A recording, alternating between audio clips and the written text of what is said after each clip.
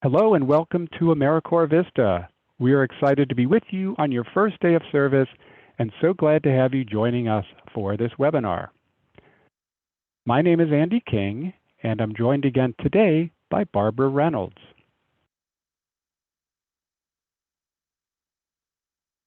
Hey, good afternoon. This is Barbara. I'm very happy to see you today, to be on the line with you.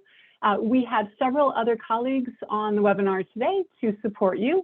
We have our Zoom gurus, Kim and Steve, who are available if you have any technical difficulties. And then from VISTA headquarters, there are several other folks as well who are on the line to answer your questions. In the Q&A, you'll see Jennifer, Jake, Charles, and Chris. So thanks to all of our team for being on today. And again, welcome everyone. Thank you so much for joining us. All right, so we're going to jump into our agenda. And this is what we have going on with you today. You'll see we'll start talking a little bit about how VISTA began. We'll cover a few key pieces of your orientation, discuss your service assignments, review a few more resources to help you out. And then we will, as we near the end of our session today, we will officially swear you into Federal AmeriCorps service.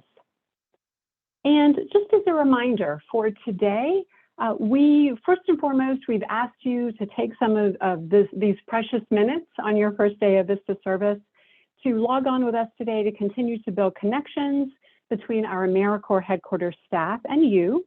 As I said, we will officially swear you in, so that's our big business for today.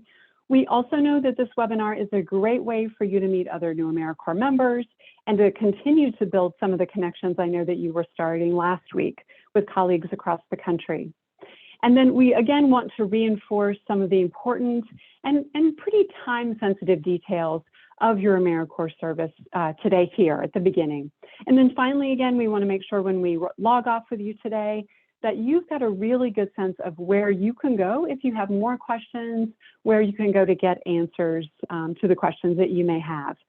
So with that, Andy, what is next on our agenda? All right, so first up, it's a pleasure for me to give you this official welcome to AmeriCorps VISTA and to wish you a very happy first day of service. And as Barbara said, we're going to sort of get started by taking a look at a few milestones in VISTA's history that led us to this moment. So VISTA at its core is a program that expands economic opportunity to help Americans escape poverty. As complex as poverty is, we know that it takes a wide variety of strategies and dedicated community members in order to fight it. So we look forward to hearing how you and your VISTA project will work on expanding economic opportunity in your community. You may be aware that VISTA was born out of the Civil Rights Movement and the War on Poverty in the mid-1960s. And we remain passionate about the ideals that founded the program, and we're committed to keep investing in and lifting up all communities in this country. Our first VISTA members were assigned in 1965, and they served in places like Appalachia, in the inner cities of Hartford, Connecticut, and the camps of migrant farm workers in California. At the VISTA program launch, President Lyndon Johnson said this to the first VISTA members: "The initials of your organization spell VISTA. It is an appropriate name, for you will be opening up new vistas of hope for the poor, achievement for yourself, and greatness for your nation." The dedication of VISTA members remains a great hope for this country, and we know that VISTA alone can't fix the systemic barriers and oppression that exist for people in poverty, especially for people of color. But we know our work can be part of any possible solution.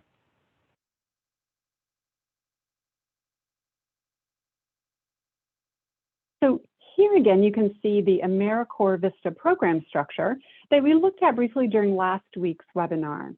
You can see the AmeriCorps headquarters on the far left with the AmeriCorps regional offices just next to it. In those regional offices, AmeriCorps awards VISTA projects to sponsoring organizations. And that's just our lingo for the nonprofits and the public agencies that you work with, those organizations that tackle poverty with us in a variety of projects in diverse communities around the country.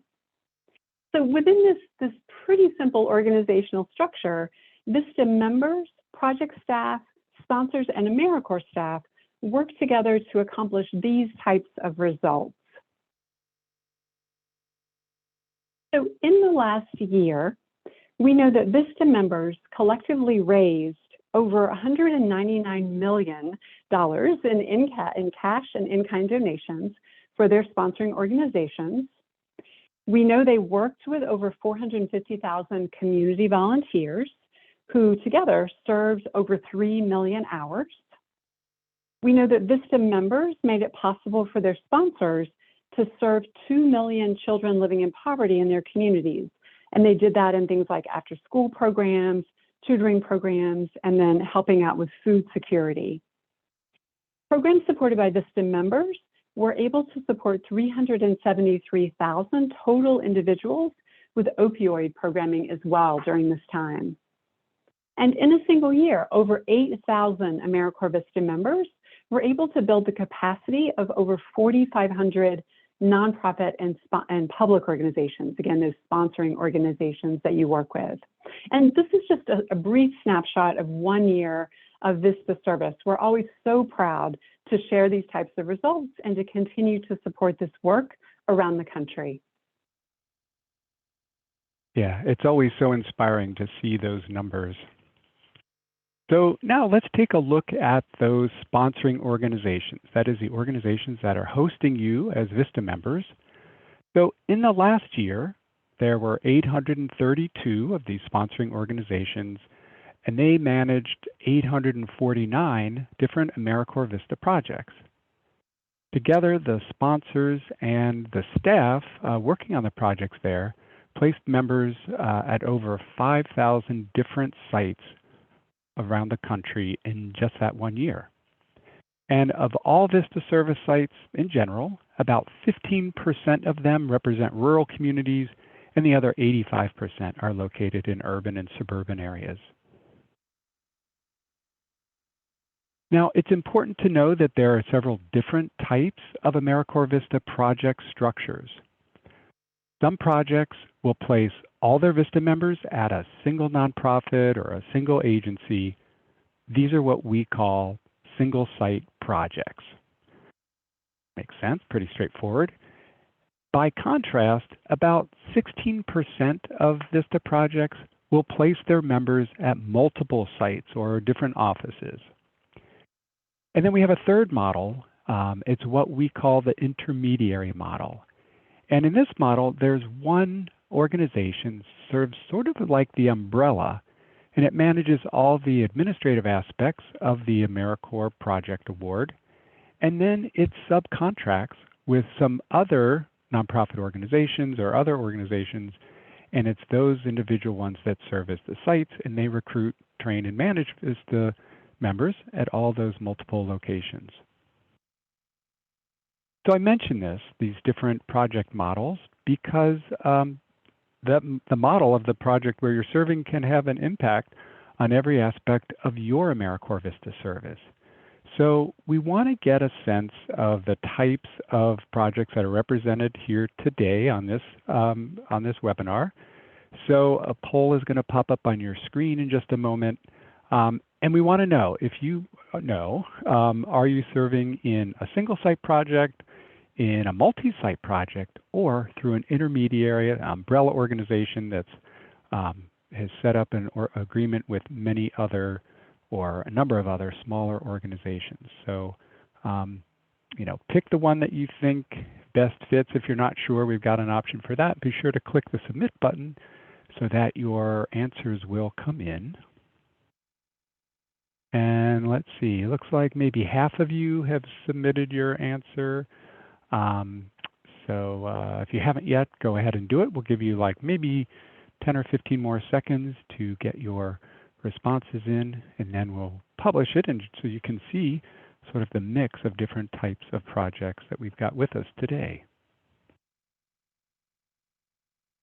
And if you don't know, you know, if you're in that not sure category, That's okay. You know, at this point, you might not know the answer to this question.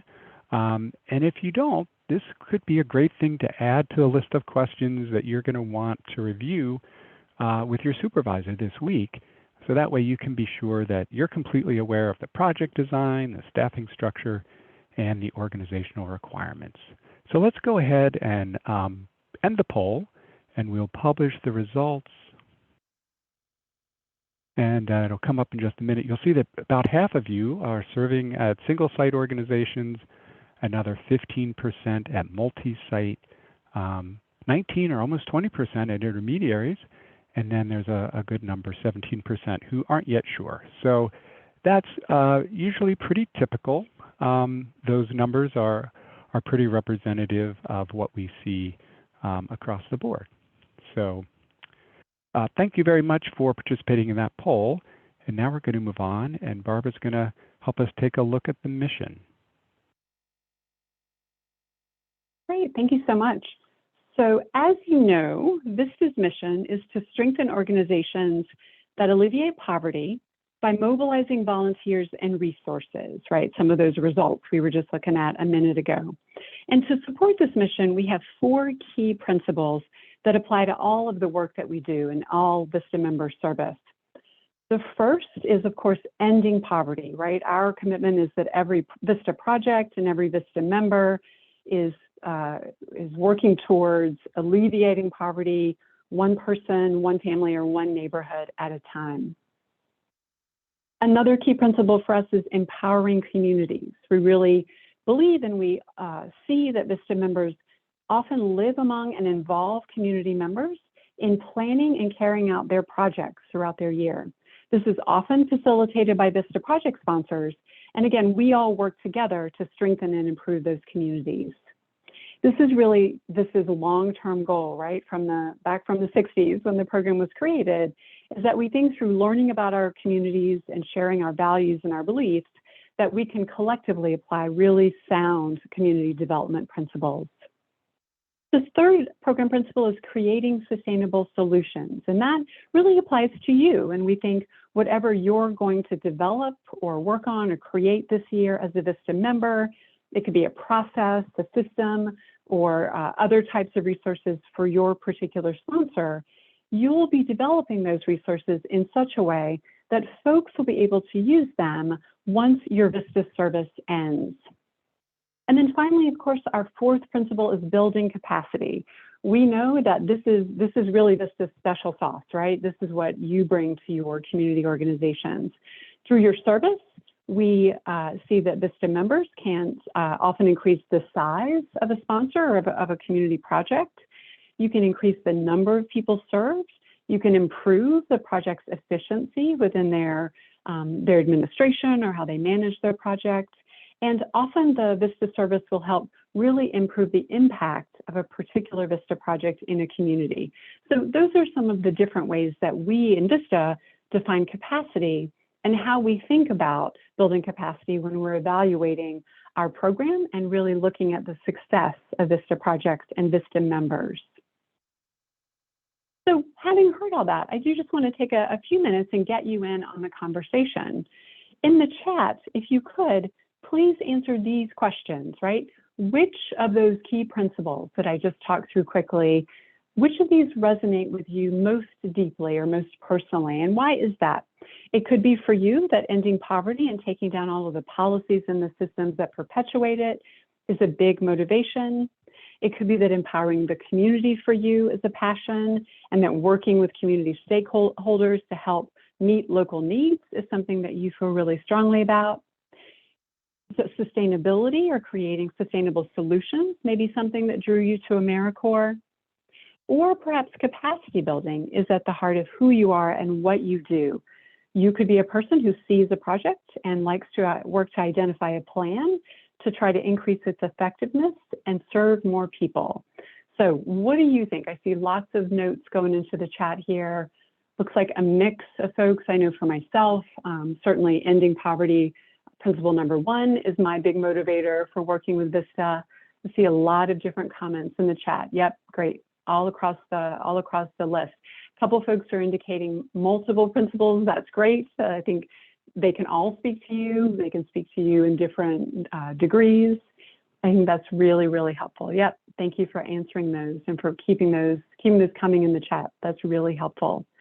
I think that the good thing to know is that all 4 of these key principles are obviously important and really intertwined, and they're all useful. And so again, however they are resonating with you, and it looks like in the chat, they are doing just that. All of that is really, really powerful. And for us, we think that's a great sign. I think it's a great sign that VISTA, frankly, is a good fit for you right now. Hopefully, as you look at what you'll be doing as a VISTA member, you'll be able to pinpoint some specific activities as you get into your service this year that touch on some or all of these VISTA program principles. I will say, in all honesty, that progress in this type of work is typically incremental, right? And it can feel like it's very slow going. I think for myself, I always try to remember that the work we're doing isn't about kind of quickly fixing stuff, right? Or having, fast and easy solutions. It's, as I mentioned a moment ago, it's about sharing ourselves, learning from our communities, and helping to build collaborative change. And frankly, that takes a lot of time. And the results of this kind of work, the results of the work that you'll be doing as a VISTA member may not make themselves apparent to you immediately. I think that's very likely, right? And so as your service year progresses, I believe, and I really hope, of course, for you, that you'll be able to see the larger changes that result from your work over time, and you'll be able to really see the impact of your VISTA service.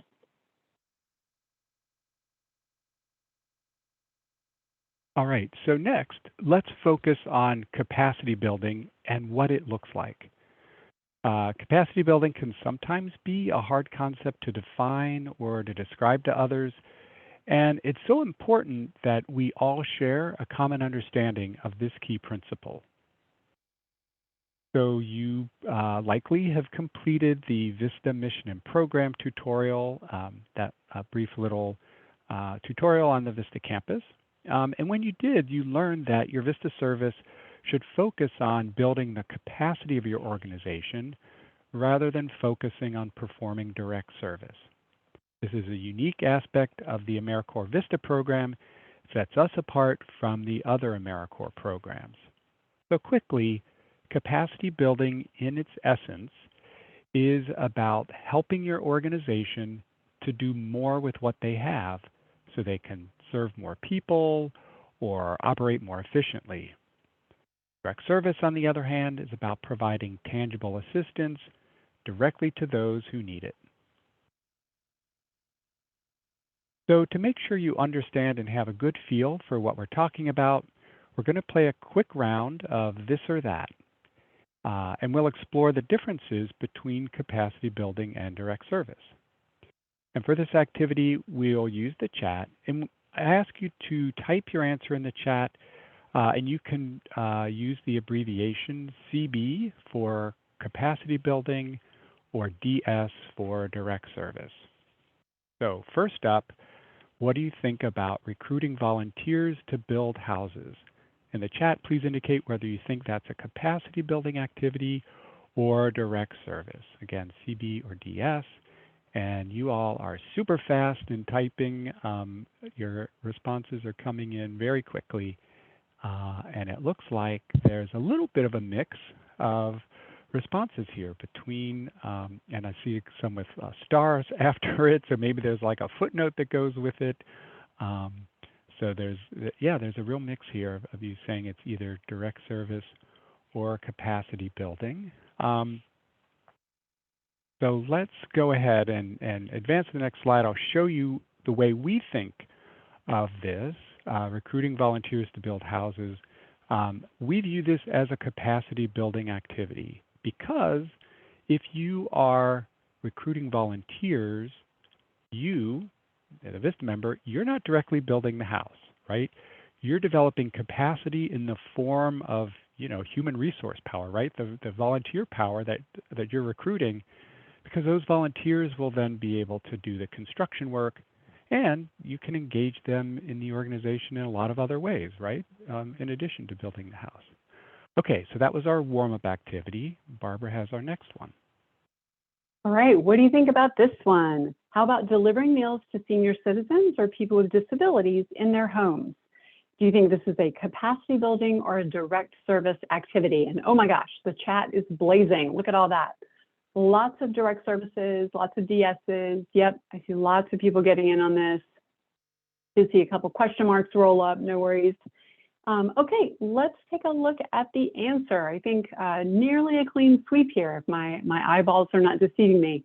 Lots of direct service answers in the chat, of course, right? Just as you indicated, the correct response is direct service because, of course, in this example, you, the VISTA member, if you were delivering meals to seniors, you would be engaged in a direct service, right? Now, in this kind of a program, though, VISTA members and VISTA projects can actually play a service.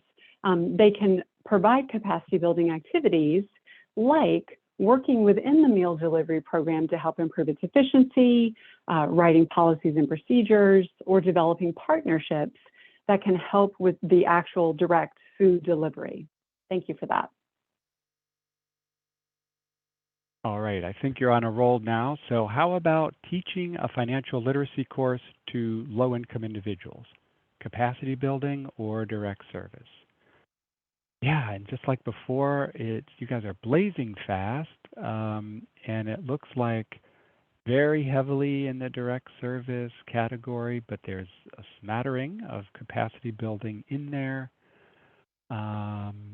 Interesting. All right, well, the answers are starting to slow down a little bit, so we'll go ahead and reveal the answer that we see as direct service, right? So in this example, right, you would be teaching the low-income family members or individuals, right?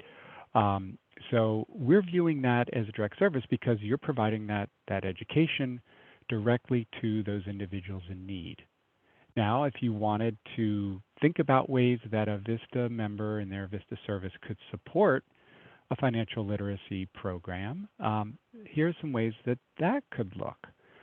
Right, so the VISTA member could do things like developing the curriculum for that course, right? So they're not teaching it, but they're creating the curriculum and the materials that go behind it.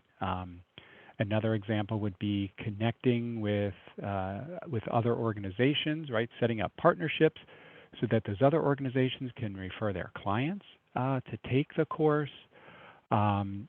Or, yeah, someone said promoting it is another way that a VISTA member could, generate capacity there so that there's greater awareness of the program. Or another way is VISTAs could identify some experts, right, some financial literacy experts or others to advise on the curriculum development. All right, you guys did great. I think we've got one more. Great, yeah, thank you. This is our last example. So what do you think about this? Organizing a fundraiser. What say you good people?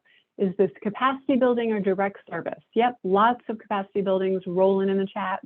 Thank you. Yep, thank you for those. I am seeing your words and your letters. That is terrific. Yep, some both, okay. I like where the head is at.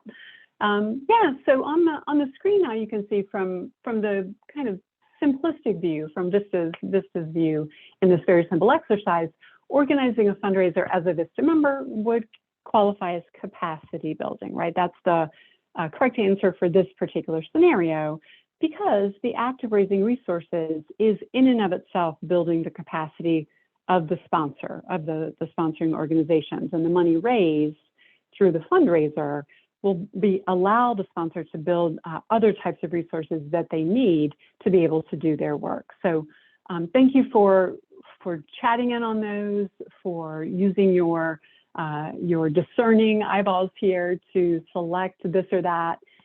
These are, of course, meant to be very simple examples and meant to go through very quickly for you, just to, again, reinforce this distinction of capacity building VISTA service work versus direct service. It is often a situation that new VISTA members struggle with. We want you to feel really comfortable with it. And certainly once you are in your project and starting to do your particular work, there may be questions you have, and it may be not as simple as this activity. We know that. So please, at any time, if you're not sure or you want to talk this through further, this is a great thing to raise with your supervisor. It's a great thing to raise with your regional office as well. I hope that these quick and simple exercises gave you a little time to clarify the distinction, again, between the VISTA capacity building, key principle, and direct community service.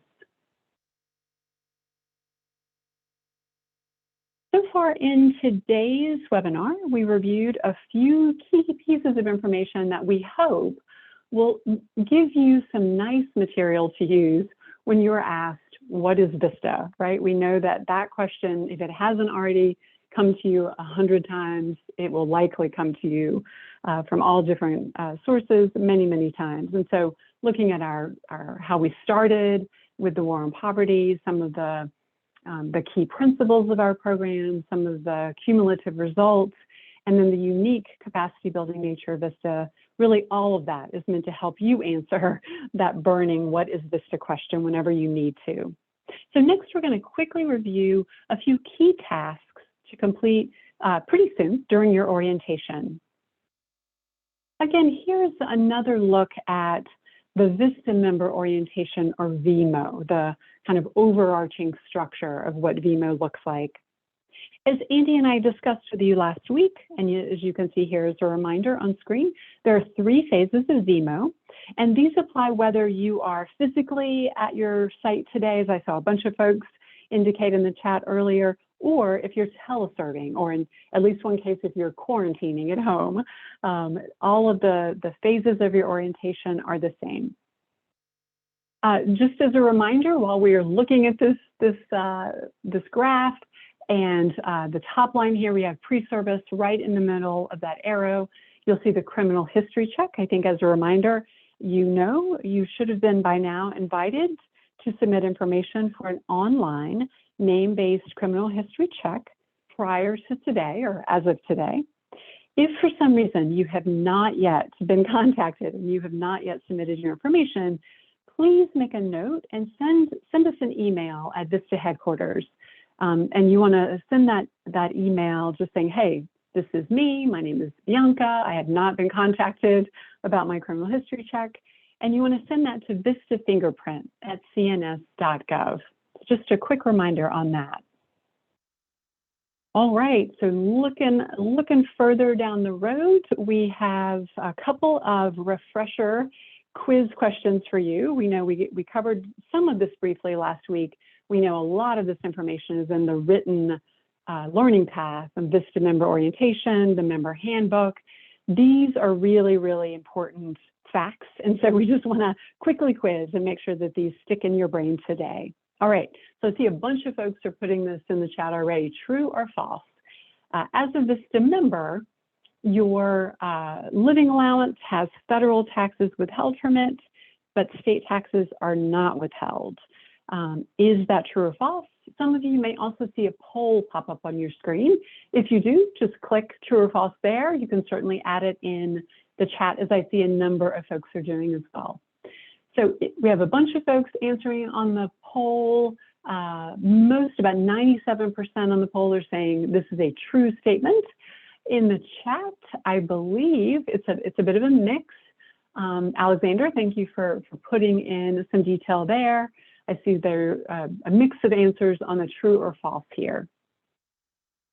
So let's show the correct answer, because again, this is such an important, money-related fact that we want to make sure this absolutely is clear to you, sticks in your brain now and from this moment forward. So this answer is true. The statement is true. Your VISTA living allowance will have federal taxes deducted automatically. You have to take no action. They will be taken out based on the paperwork you submitted in the portal. However, state taxes, depending on where you are, will not be taken out. A year from now, or more than a year from now, when you're doing your taxes, you will need to account for that. And so it's super duper important that this is just you're aware that this situation occurs in your living allowance, and that you are kind of prepared, both emotionally as well as administratively, down the road when you have to deal with your state taxes. You have to determine based on your circumstances when the time comes, when you have to file your taxes for your living allowance payments. You have to figure out how much state tax you're going to owe.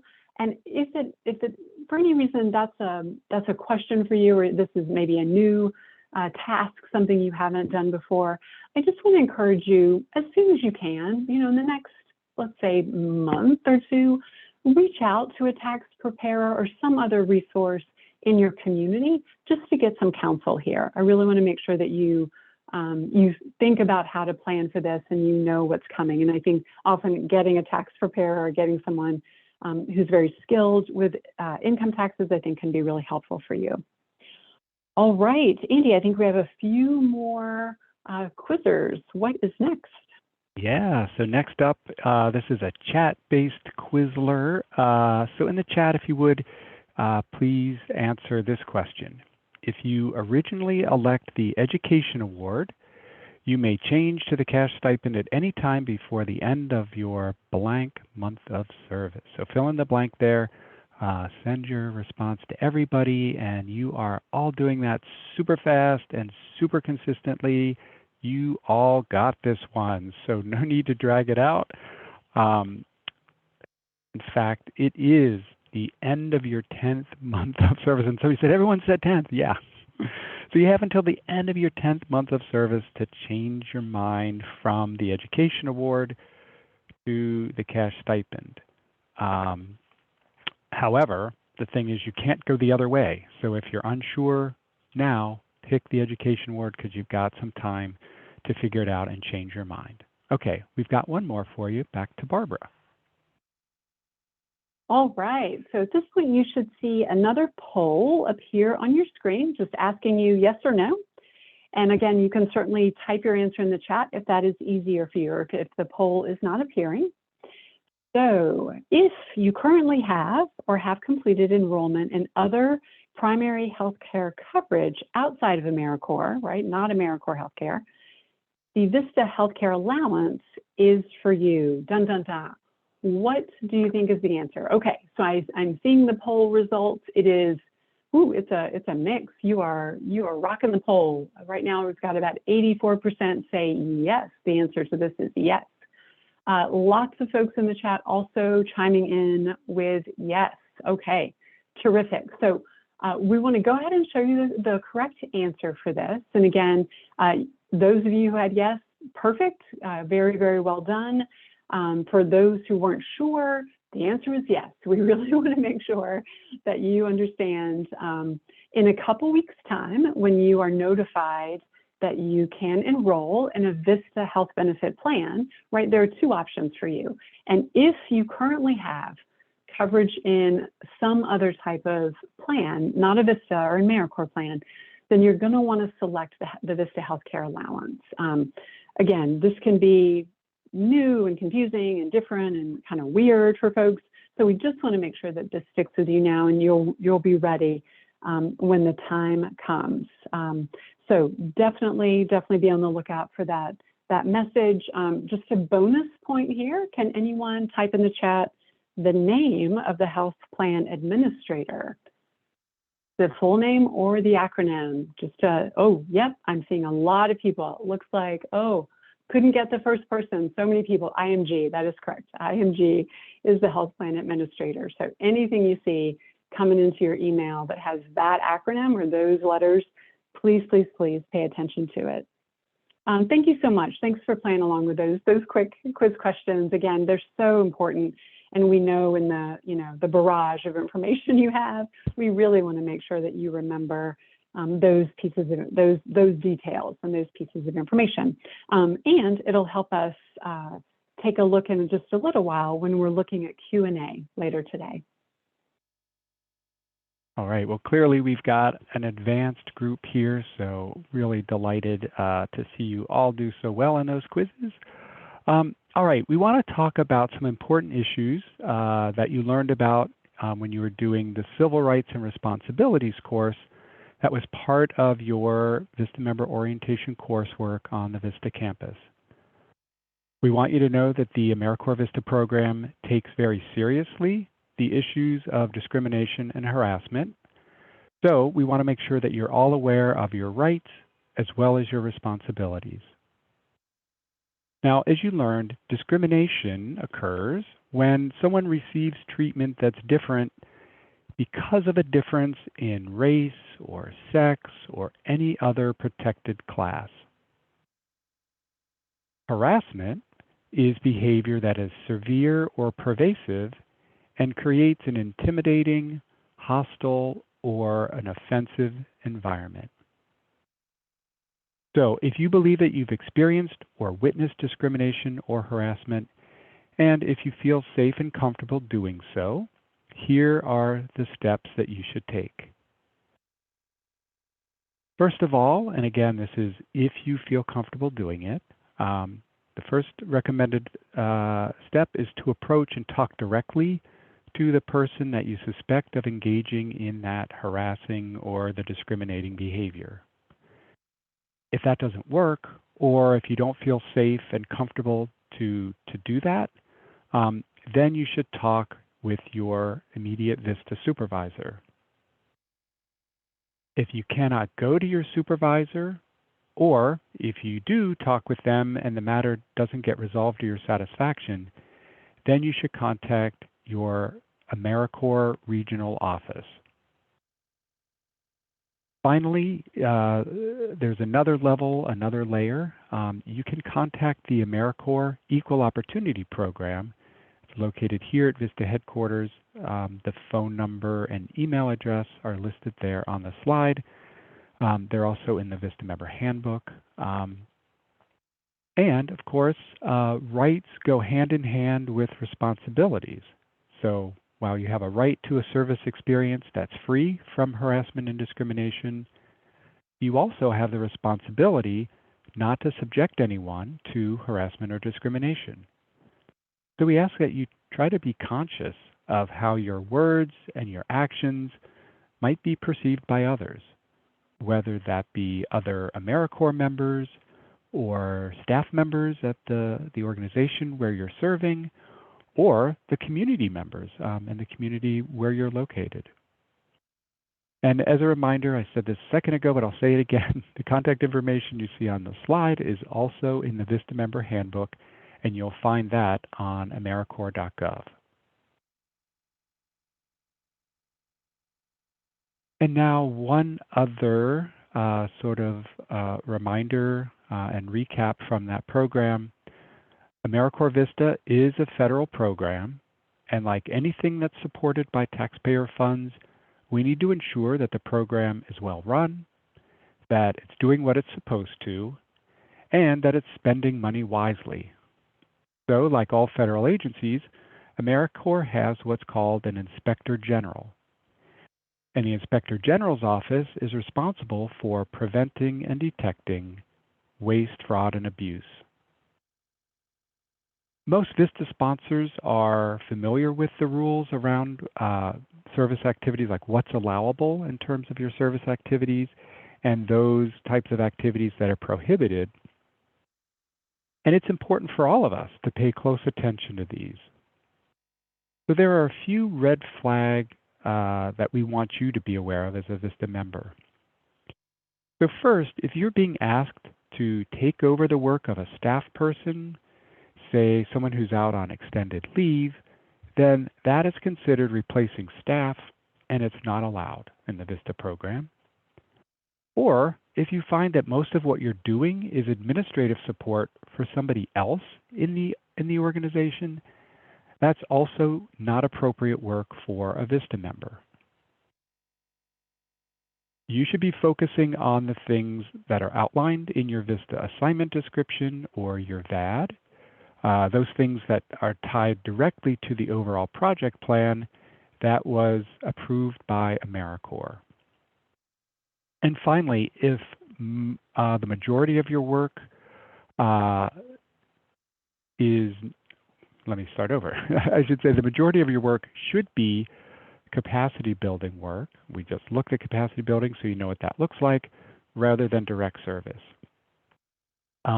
If you find that what you're doing is excessive amounts of direct service, then you're going to want to follow up first, again, with your supervisor, and then with others if you don't get those questions resolved about your service assignment. So if you feel that you're being asked to do things that are not appropriate for VISTA members, again, first talk about it with your supervisor. From there, you can talk with your AmeriCorps regional office, as I mentioned a minute ago. And then if the issue doesn't get resolved, or if you want to remain anonymous, you can contact the AmeriCorps Office of Inspector General using the contact information that you see listed on the screen.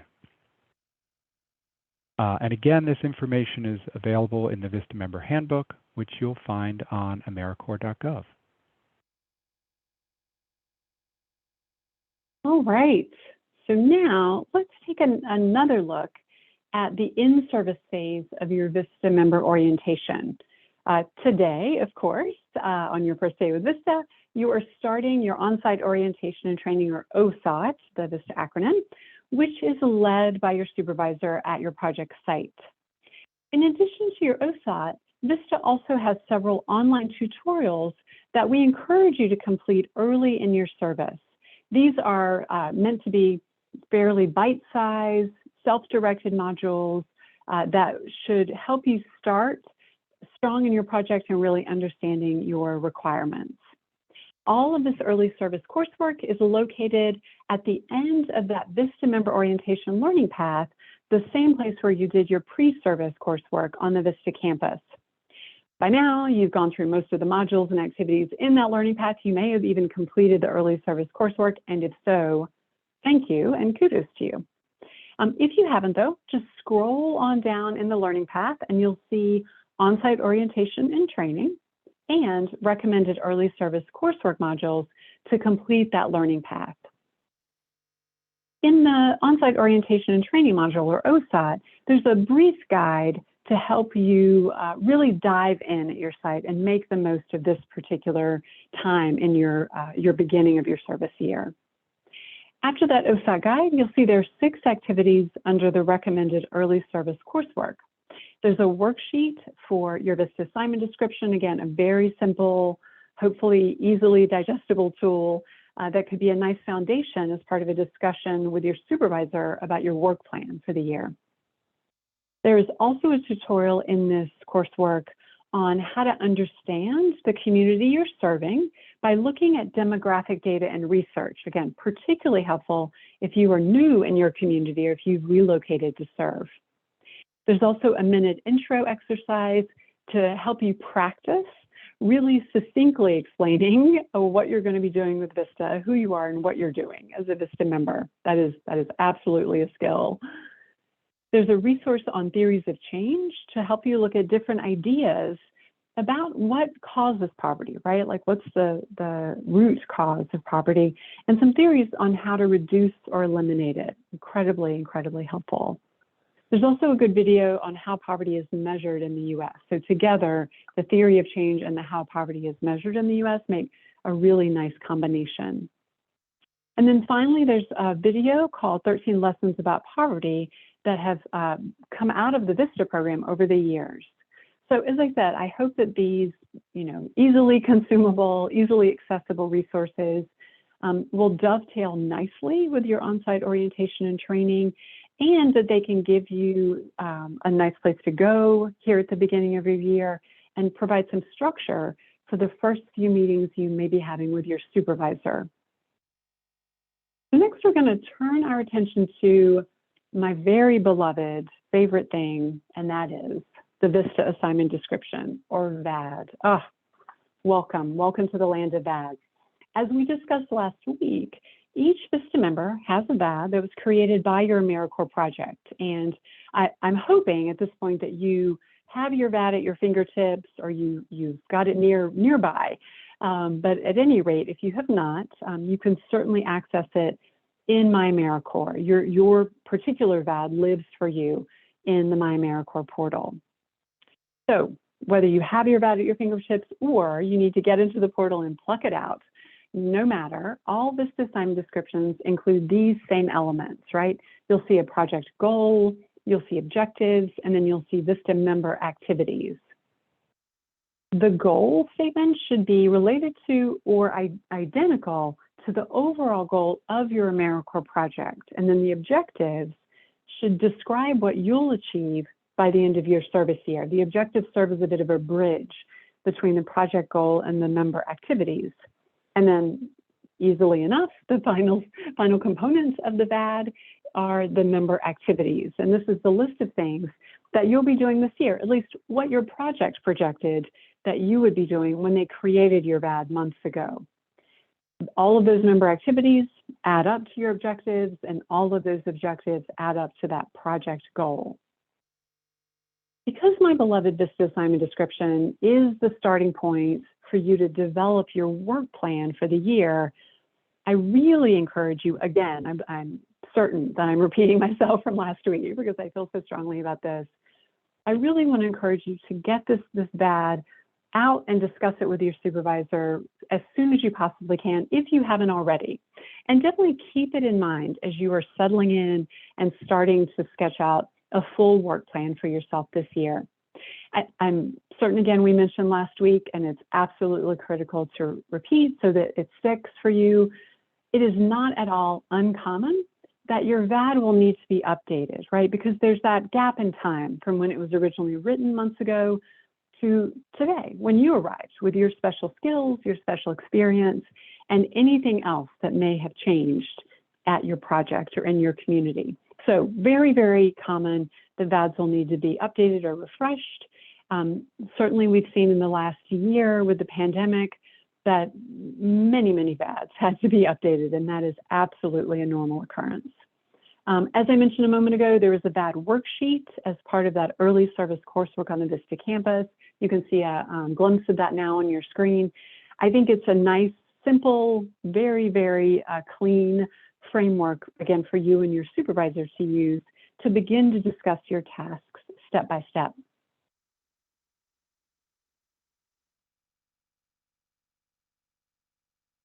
All right, so we'd like to hear from you again. Based on what you know about your own VISTA assignment description, what will you be doing as an AmeriCorps member? What steps or tasks or activities will you be doing that will help eradicate poverty and build community in your community and within your organization? So again, use the chat. Be sure you're sending your response to everyone so your colleagues will be able to see what it is that you will be up to.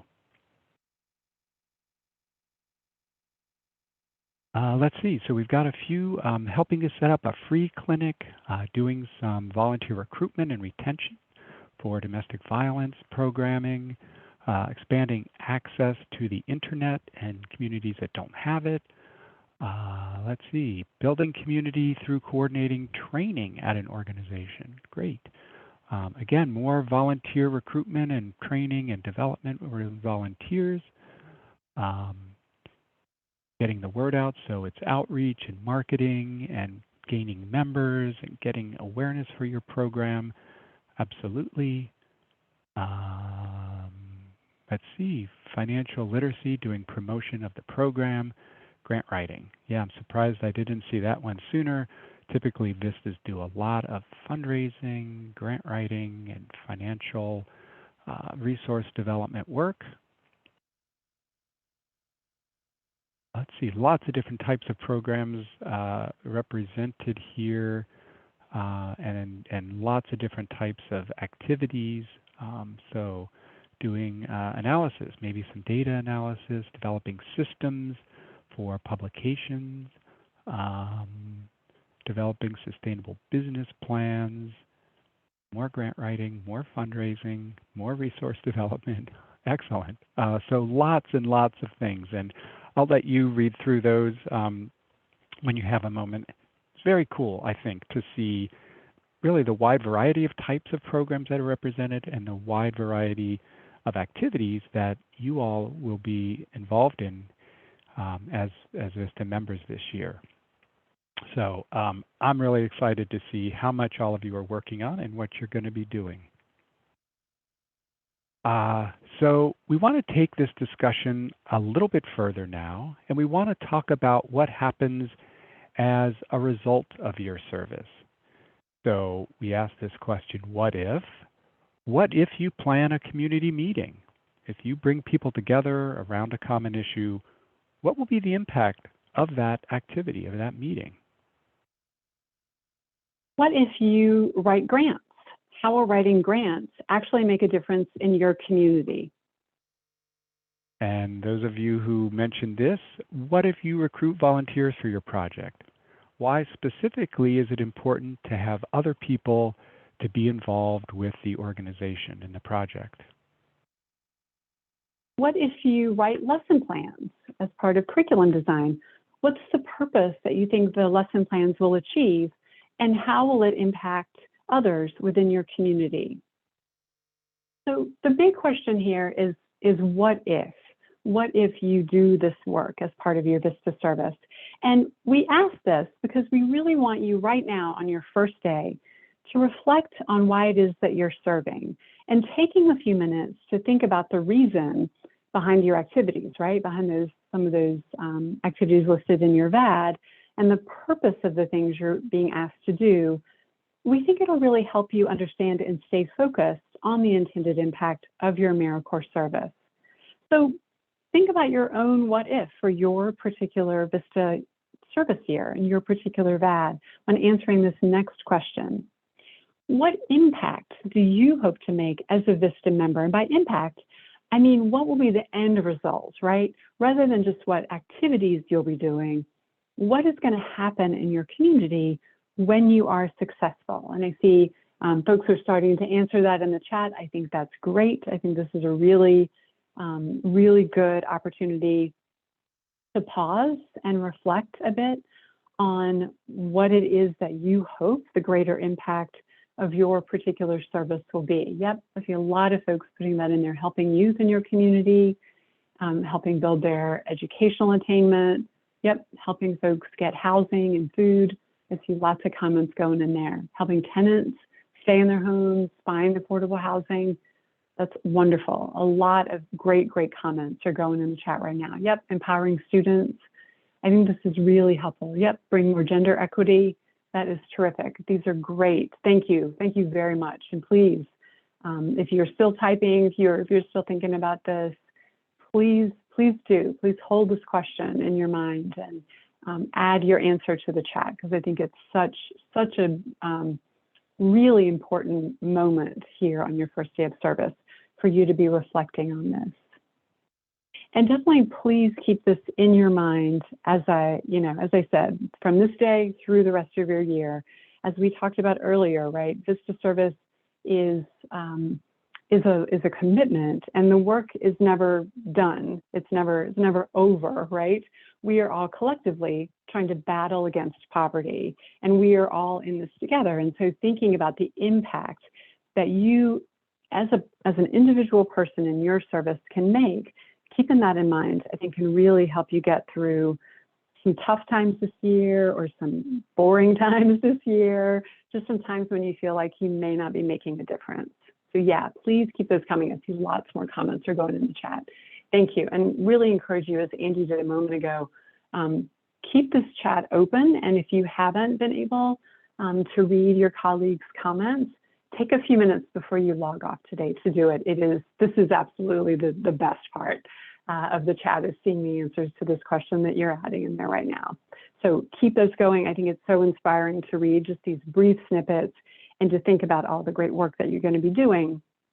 And again, I hope that it's helpful for you to see your comments right alongside comments from your colleagues all over the country. All right, yeah, so much inspiration there. And with all of those great outcomes and activities and the projects you're serving on and the communities you're serving in mind, it's time now to make you official AmeriCorps VISTA members. So you may remember from the introductions in last week's countdown that we are all located in different communities. I'm here in Washington, D.C. Barbara is working out of Baltimore, Maryland. Here's a quick look at where you and other AmeriCorps VISTA members are serving all around the country. So imagine, if you will, all of these AmeriCorps faces on screen with you taking the oath together. So now let's discuss for a moment the oath of service. The oath of service is required, and it's an important step in becoming an AmeriCorps member. And because of its importance, we're going to pause the chat now so that you can just focus on completing the oath. If you have questions that come up during this time, you can put them in the Q&A, and our team there will either answer them as soon as they can, or if it sounds like a question better for the end of the program, we'll do it after we finish the oath. All right, so to document the official oath today, we have a very short form for you in the My AmeriCorps portal. This is a quick process. It's meant to be painless, very, very important, and there are just a few short instructions to help you complete this oath form accurately. So first thing that's good to know is this form is likely not visible to you yet in the portal. It won't actually pop up for you until after today's webinar, so in just about 30 minutes or so. You should get an automated email that says, hey, your oath form's available, check it out in the portal. If for some reason you don't get that automated email, in just 15 minutes or so after we log off together, go into the portal and you'll see the electronic oath form is sitting there waiting for you. So form not ready yet, first, form to come after we log off the webinar. Second, as I said, the instructions for completing this are super simple. You can see the form on screen. It is not scary. It's an easy step, but it's got to be done right, and it's got to be done right the first time. So I'm just going to walk through these simple instructions slowly. I do apologize for this, but I just want to make sure that that this is easy peasy and is done in one take for you. It's worth an extra minute just to get it right. And then the third thing is, please know if for some reason something goes awry and there's something missing in your form, it could delay you getting enrolled into the portal officially as an AmeriCorps member, right? The actual system enrollment. And we never want that to happen. We don't want any delays. So here we go with our simple instructions for getting your form done. And there's so much importance in this enrollment form for you.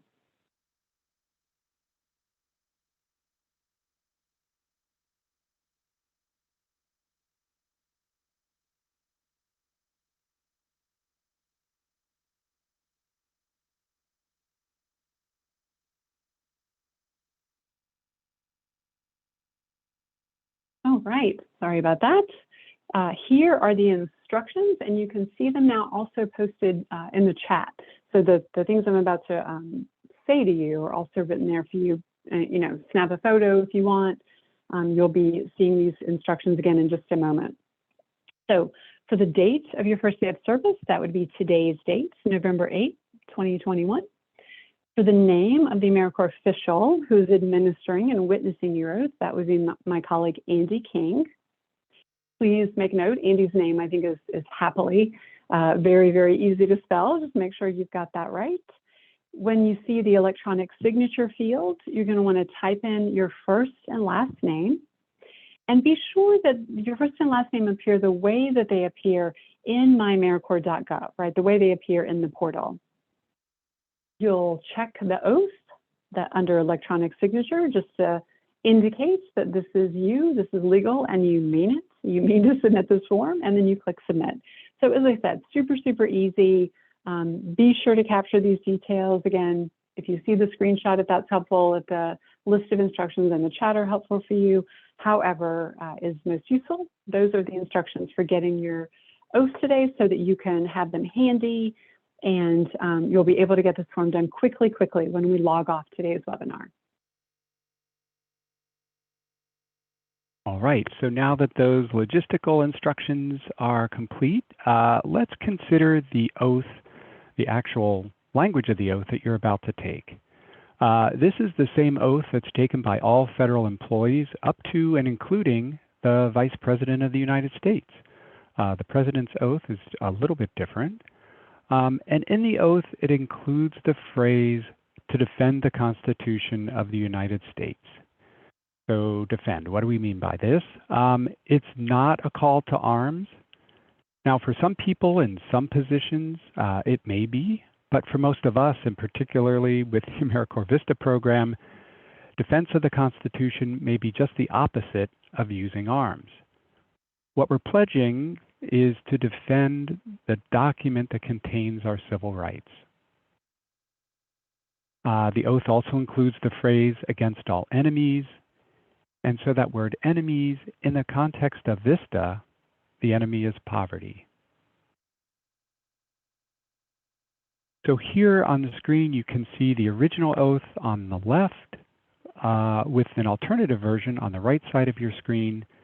The alternative provides two changes that you might prefer. First, you may replace the word "swear" with the word "affirm," if you so choose, and you may omit the phrase "so help me God" at the end of the oath if you'd like.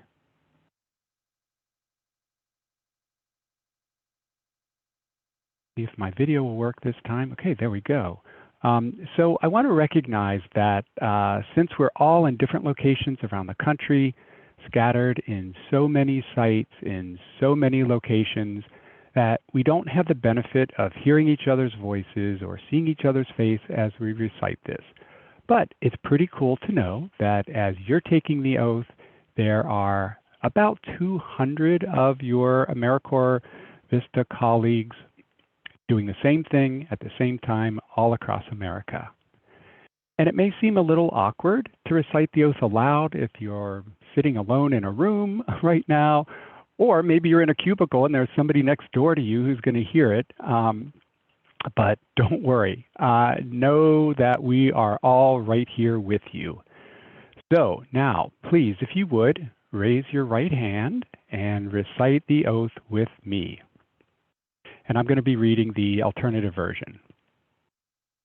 I do solemnly affirm that I support and defend the Constitution of the United States against all enemies, foreign and domestic, that I will bear true faith and allegiance to the same, that I take this obligation freely without any mental reservation or purpose of evasion, and that I will well and faithfully discharge the duties of the office on which I'm about to enter.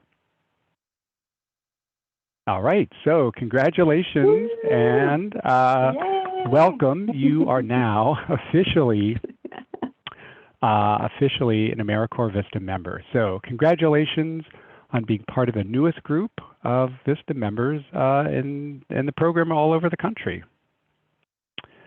All right, so as for the oath form,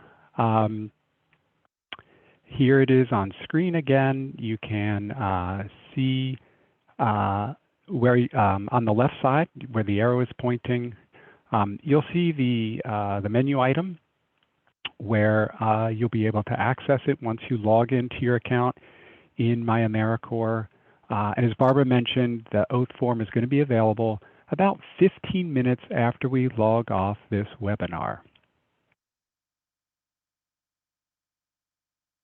And to make sure that we have the correct details, I'm going to quickly review these electronic oath instructions one more time.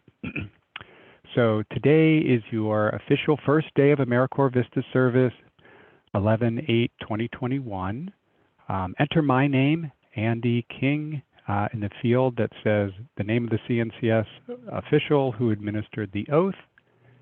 Then type your name, first and last name, under the AmeriCorps VISTA member's e-signature. Check the box that indicates that that is your legal signature, and then submit it today. Do it no later than 11:59 p.m. today. We want the date stamp on your form to have today's date. All right. Please note that you're not going to get a response. You won't get an email back or anything that says you submitted the form. But if you submit it, then you just go back and click on that, menu item on the left menu that says oath. You'll be able to see that you submitted it. You'll see the date and timestamp right there. And if we get your oath form and we find that there's something missing or something needs to be corrected, you'll get an email from the VISTA Member Support Unit, and they'll let you know what you need to do to correct it. So it's pretty simple. I'm sure you'll have no trouble. Awesome. Again, congratulations, new VISTAs. It's delightful to have you join the ranks.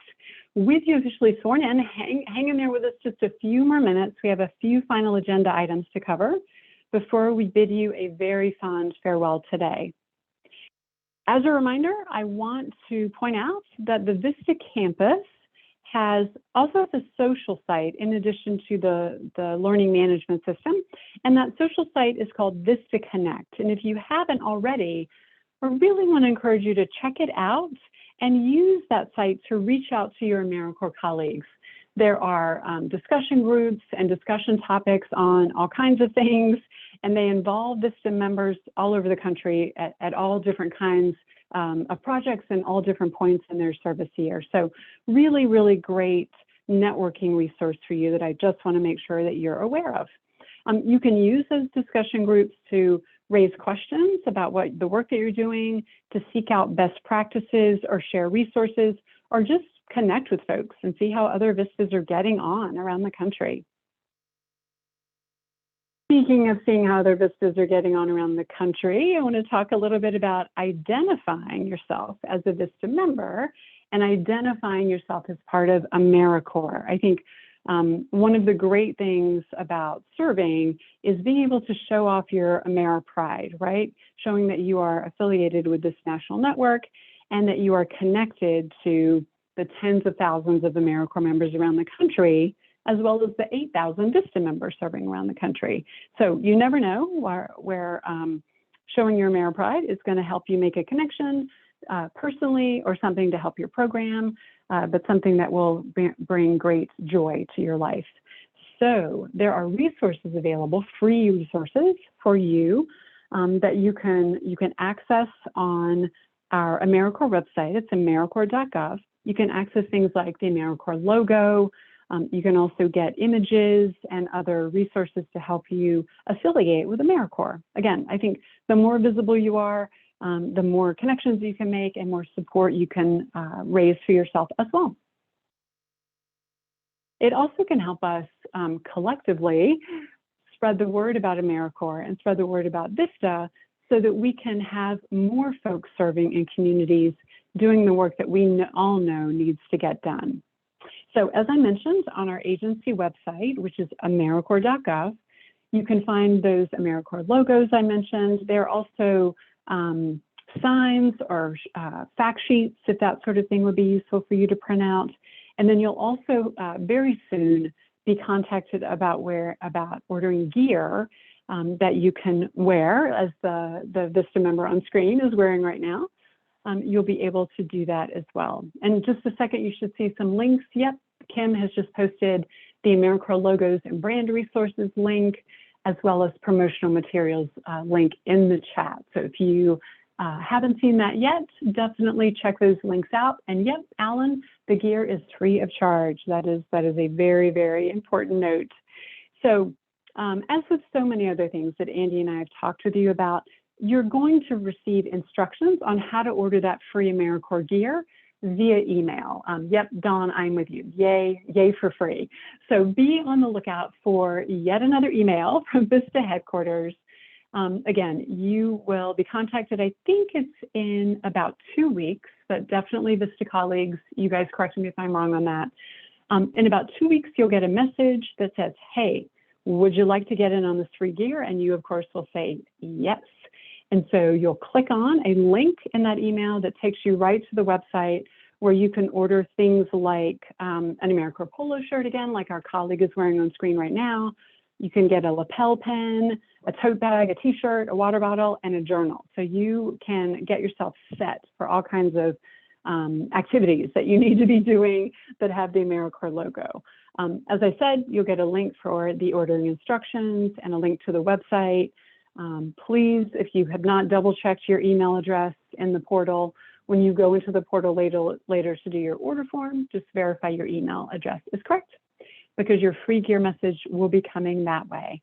And then in addition to things like adding your AmeriCorps logo and decorating your space with signs, sporting that snazzy AmeriCorps polo shirt, we also definitely would love to see these images. We love it at headquarters if you, as you're settled in, and as it's appropriate, right, for your particular project in your community, please take photos and send them to us. We love, love, love to share your photos. We love to share your stories. We will retweet and post things in LinkedIn and our Facebook accounts.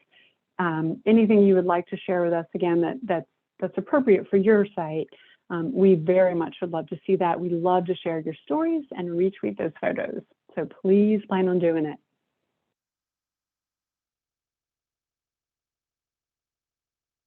All right, and now another resource to leave you with as you move into your service year. We're sure you will come up with more questions.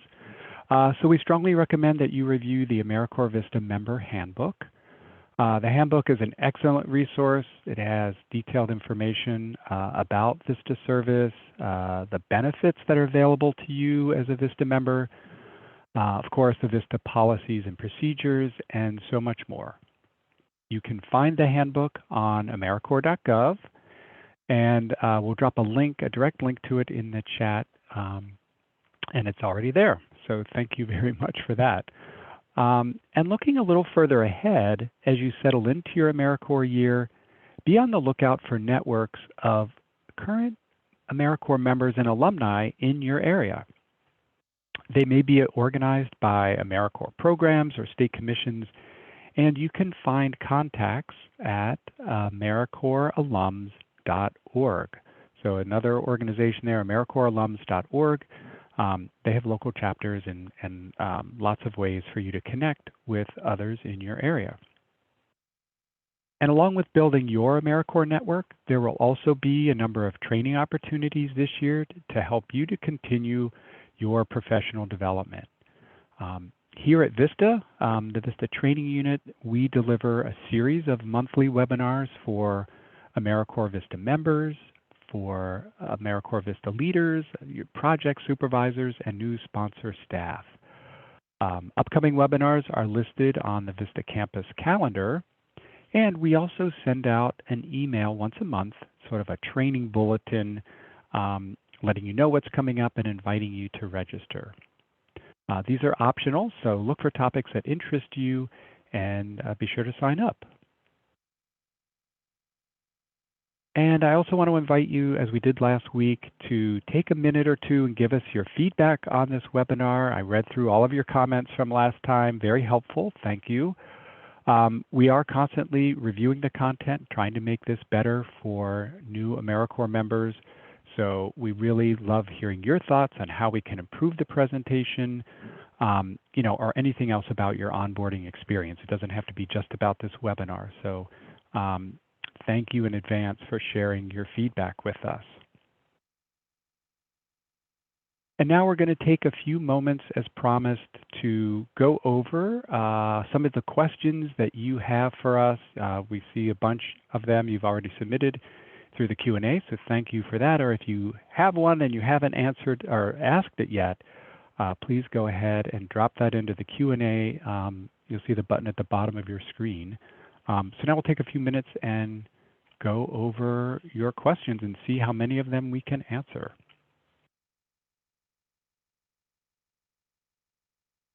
Hey, Andy, I was cruising the Q&A a little bit, and there were definitely a couple of trends that I think may apply to a lot of folks that are worth sharing. If that's okay, happy to raise those. Yeah, absolutely. Okay. Yeah, a number of folks in different ways were asking about the hours of service. How does VISTA have a particular requirement for full-time? How do I track my hours? Do I have to track my hours in my AmeriCorps? Sort of variations on that theme of time. So I wonder if you could just say a little bit about that. Yeah, happy to. So it sounds like we have some folks here who've served in other AmeriCorps programs which have a slightly different setup. And so let's just make it clear, first off, that VISTA is a year-long program. It's based on 365 days of service. There's not a magic total number of hours for AmeriCorps VISTA. So that's one thing that's very different. Your project the VISTA project that you're serving with will have set up some sort of a timekeeping system. They can use whatever works for them at their site. Usually most organizations have one, so we don't make them use ours. We say it's totally fine to use the one that you already have and the one that you know how to use. So talk to your supervisor. If they haven't already, they will explain to you how you will track your hours when you're actually serving, if you use, say, sick leave, or if you take a personal day, right? So all that stuff will get tracked, but you do that locally with your, at your project. Your supervisor will review and sign off on those. And then it's your supervisor or the overall project director that reports your service to us. So there's a system they do that in. You don't have to worry about that. You will just record your hours the way your supervisor directs you to locally, and then it's the 365 days that you complete, literally a year from now, that constitutes your full term of service. Now, VISTA is full-time, and you might say, well, oh, how do you define full-time? Well, we know that there are slight variations, right? I mean, a lot of places it's 40 hours a week. But we also know that at some nonprofit organizations, it might be 37 and a half hours, right? That your days are a half hour shorter or something. We want to keep it simple and create parity between AmeriCorps members and those serving at the site. So however full-time is defined for staff members at your organization, that's the number of hours that you will serve every week. So again, your supervisor will be able to tell you what that number is, and hopefully that will be simple enough. Cool, thank you. There was also a bit of a flurry of questions and comments regarding healthcare.